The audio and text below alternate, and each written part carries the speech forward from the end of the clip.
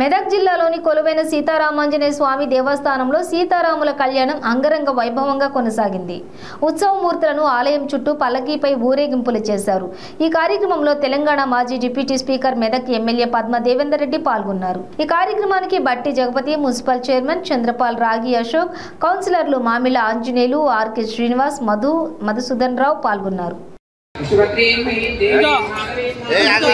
लक्ष्मी प्रियसखी देवी नमामि चितवल्लभां धनुर्धराय विद्महे सर्वसिद्धये धीमहि भोजने संबंधे सोमेन सहराज्ञः यस्मै करोति ब्राह्मणः सकलदानपायामति आगमशे शुरामि पवित्रे परिहिच्यते बुद्धये ज्ञेश्वरयाच्ये यस्याश्रया गन्धद्वारापुरादशानो पुष्पाङ्गैने ईश्वरे सर्वभूतानां योगमहेश्वरं या फलेया फला पुष्पाय तुष्मे युवस्मै प्रदोदास्तानां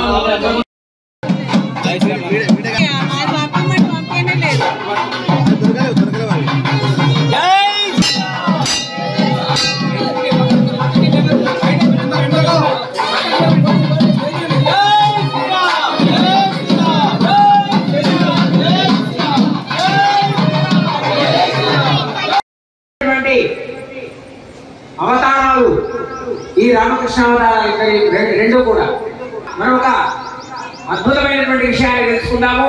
రామజన్మము మధ్యాహ్నం అయింది కాబట్టి మధ్యాహ్నం అంటున్నాం, కానీ అయ్యా రామచంద్రుడు అని ఎందుకన్నాము?